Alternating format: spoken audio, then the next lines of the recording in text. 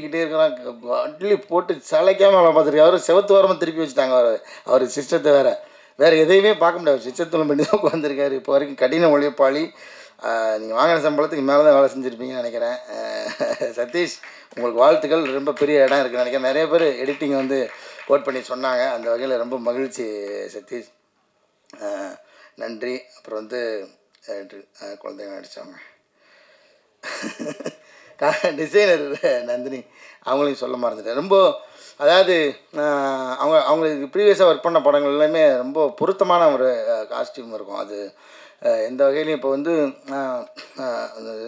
அந்த சரி ஓகே, அதை பற்றி டீட்டெயிலாக நம்ம படத்துக்கு எந்த வகையிலும் எங்கேயுமே வந்து அந்த காஸ்டியூம் வந்து துருத்திடாமல் ரொம்ப இயல்பான அந்த கலர் என்ன சொல்கிறது, கலர் பலட் தானே, அதில்க்குள்ளே ஆனந்தோடு சேர்ந்து அப்படி ஒரு சூப்பரான ஒரு ஒர்க் கொடுத்தாங்க. ரொம்ப இந்த படத்தோட அந்த உடை வந்து வடிவமைப்பு ரொம்ப இயல்பாக இருந்தது. இந்த படம் இயல்பாக இருந்ததுக்கும் ரொம்ப உறுதுணையாக இருந்துச்சு நினைக்கிறேன்.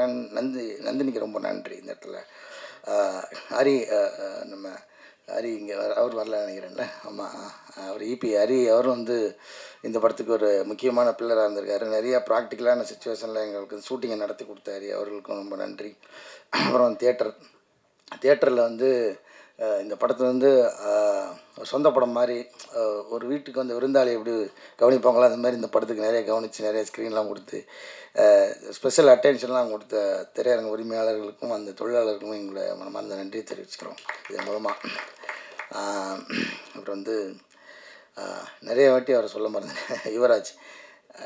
அதான் எப்படி சொல்லுவாங்க, அந்த இன்ஜின் மாதிரி வண்டிக்குள்ளே இருந்து ஓடிக்கிட்டே இருக்கார் அவர் தான் இந்த இன்ஜினை வந்து ஸ்டார்ட் பண்ணதுக்கப்புறம் ஓட்டிக்கிட்டே இன்றைக்கி வரைக்கும் வண்டி ஓடுறதுக்கு காரணமாக இருக்கிற யுவராஜ் அவர்களுக்கு ரொம்ப ரொம்ப நன்றி.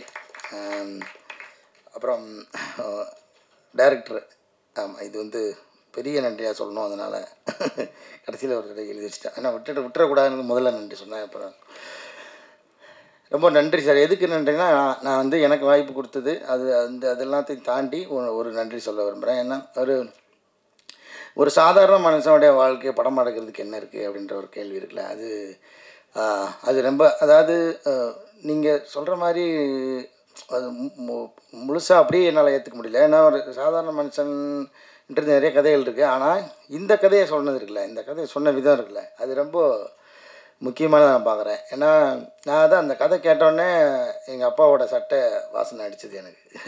ஏன்னா அந்த ஸ்பரிசத்தில் ஒரு ஒரு கவிதையை மொழிபெயர்த்து அந்த மொழிபெயர்ப்பை படமாக்கின மாதிரி எனக்கு வந்து ஒரு ஃபீல் வந்துச்சு. ஏன்னா நம்ம ஒரு அப்பா வந்து அந்த டீனேஜ் ஆனதுக்கப்புறம் அந்த பசங்கள்கிட்ட இருந்து அந்த விலகின அந்த ஸ்பரிசத்தை அவர் வந்து அந்த ஸ்பரிசத்துக்காக இயங்குறாரு.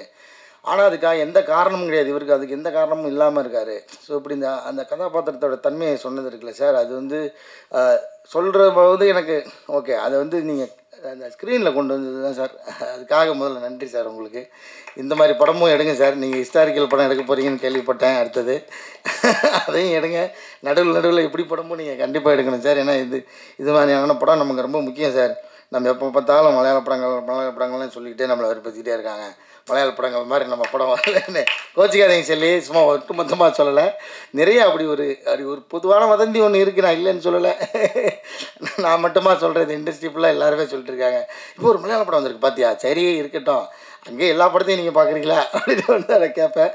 பட் எனக்கும் ரொம்ப மலையாள படங்கள் நிறையா பிடிக்கும். அதுலேருந்து நிறைய ரெஃபரன்ஸ் எல்லாம் நான் வந்து படம் பார்த்துருக்கேன். அதெல்லாம் இல்லைன்னு சொல்ல, அந்த மாதிரி நம்ம அந்த மலையாள படங்களவே நம்ம சொல்லிக்கிட்டே இருந்ததுக்கு, அந்த மாதிரியான படங்கள் எடுத்ததுக்காக உங்களுக்கு நன்றி சார். இதை மாதிரி அப்புறம் எனக்கு வந்து என்னென்னா, அது இப்படி ஒரு அச்சீவ் பண்ணிட முடியும் அப்படின்னு நீங்கள் நிரூபிச்சிங்களா சார். அது வந்து நிறைய பேருக்கு ஒரு நம்பிக்கை கொடுத்துருக்குன்னு நினைக்கிறேன். அதுக்காக உங்களுக்கு நன்றி சார். இப்போ எனக்கு அதான் நான் இந்த படத்தில் நடித்து உள்ளேருந்து சொல்ல, இது வெளிலிருந்து நான் அவங்கள பார்க்குற பார்வையாக தான் நான் சொல்கிறேன்.